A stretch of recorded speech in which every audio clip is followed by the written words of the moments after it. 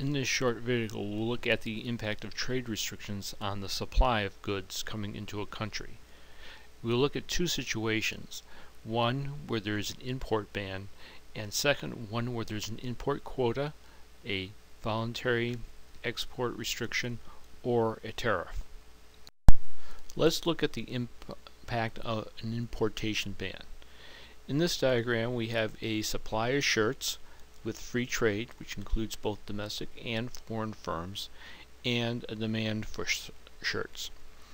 The place where the supply of shirts is equal to the demand of shirts is at $12 per shirt, and 80 shirts will be available for consumers to buy.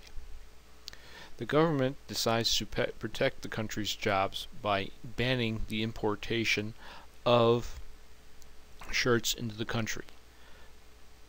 This will cause the supply curve to shift to the left, and it will cause the equilibrium price to increase from $12 to $18, and will cause the amount of shirts available to decrease from 80 shirts to 40 shirts.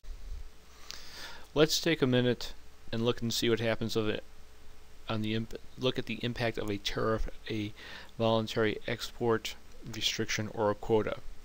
We've included the supply where there's the supply curve that represents a complete import ban. Let's see what happens when there's a tariff or a voluntary export restriction or a quota imposed upon a foreign country. This will cause the supply curve for shirts to shift to the left once again, but notice that it doesn't travel all the way toward the supply curve with the import ban. This isn't because some foreign firms will continue to be able to supply shirts to this market. However,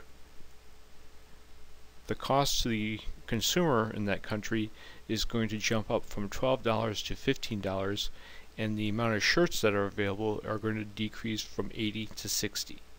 So with a tariff, a voluntary export restriction, or a quota, we get some impact on the amount of shirts that are available, and also it will increase the prices of all shirts, not only the foreign shirts, but also domestic shirts.